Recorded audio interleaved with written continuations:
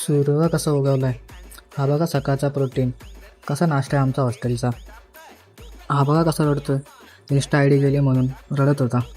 Paper द्यायला निघालोच होतो, इथं बघ केवढा मोठा साप आहे. धामण आहे का काय आहे काय माहिती नाही, पण झोपून होता, जाम मोठा होता. कसा पळतोय बघा. तिकडून लगेच निघालो पेपर द्यायला. आता दुसरा पेपर होता. कॉलेजला आलो तर याला बघा कोरोना झालाय. मास्क बीस लावून आलाय पेपर द्यायला. पेपरला टाईम होता म्हणून इथे जरा बसलो होतो 2 मिनटं. पेपर देऊन आलो तर याला विचारला कसा गेला पेपर, तर तो बघा काय बोलतो आता. लय घाण गेलेलं आहे, बॅग लागलेली आहे. पेन उलटोय का नाही ह्याची शक्यता जरा दाटे. पण आजचा पेपर लय घाण गेलाय, उडलाय म्हणजे आमच्या पेपर असा असा बिना कंडम तुझा रे? आ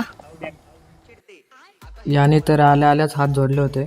मग तर समजून जा काय अवस्था झाली असेल याची. हा बघा आमचा DSYचा टॉपर नाही बोलून अख्खा पेपर लिहून येतो आणि आम्हाला बोलतो काहीच लिहिलं ना, पेपरला अवघड गेला. हॉस्टेलला त्याला निघालो तर मध्येच हे भेटलं, आईस्क्रीम खायला बसले होते. मग का मी पण घेतली त्यांच्याकडून आईस्क्रीम खाल्ली ना. आम्ही दोघं आलो पुढं. त्या दोघांना काहीतरी काम होतं म्हणून ते मागच थांबलं होतं. हॉस्टेलच्या बाहेर आलो तर इथं बघा कसं बाष्पीभवन झालं आहे.